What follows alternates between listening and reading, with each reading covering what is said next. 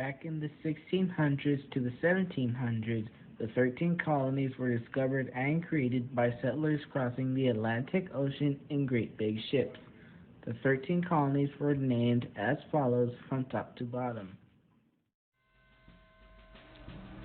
New Hampshire, Massachusetts Bay, Rhode Island, Connecticut, New York, Pennsylvania, New Jersey, Delaware, Maryland, Virginia, North Carolina, South Carolina, and Georgia. The 13 colonies were divided into 3 regions: New England, New England colony, Middle colony, and Southern colony. The natives did not have a good relationship with the colonists because of conflicts. The Indians thought of the colonists as greedy, powerful people who were taking over their land, animals, and crops. What was even worse was the colonists brought several diseases which ultimately killed off hundreds of native Indians. Each region had a type of government, agricultural products used in trade, and natural resources. The colonists would harvest the main agricultural product, then the raw goods would get sent to mother country, then to Africa, and to the colonies as manufactured goods. What the 3 regions had in common is that they all used lumber as a trade. The raw wood would get sent to mother country, and it would come back as finished wood, they could make ships. The New England had lumber farms which were used to make the boats and wooden goods.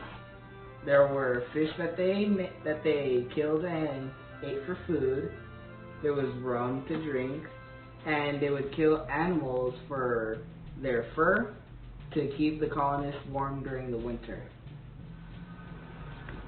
The Middle colonies had grains, wheat, which made them well known as the breadbasket colony. They also had cattle and finished goods.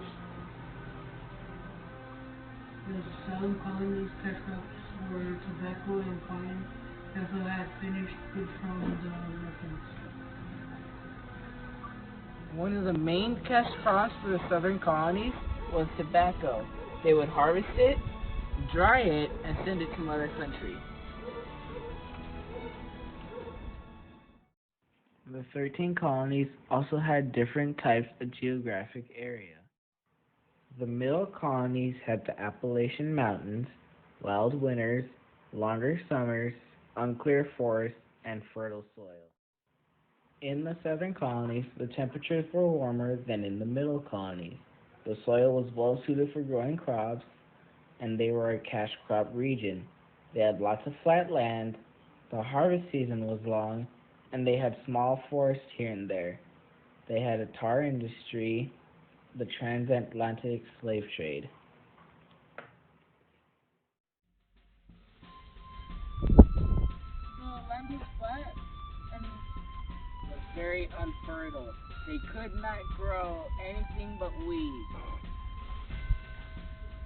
the geography of New England was very poor. They had poor soil, which didn't allow anything to grow, and winters were long. The farms were really small. An example of what grows on their farms.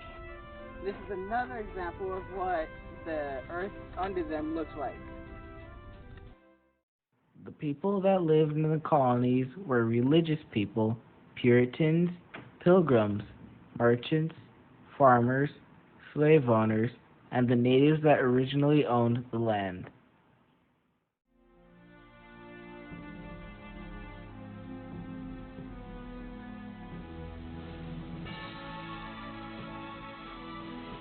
In 1870, Betsy Ross's grandson, William Canby, was addressing the Historical Society of Philadelphia, and he said that his grandmother told him that she met with George Washington and others and that she designed the flag.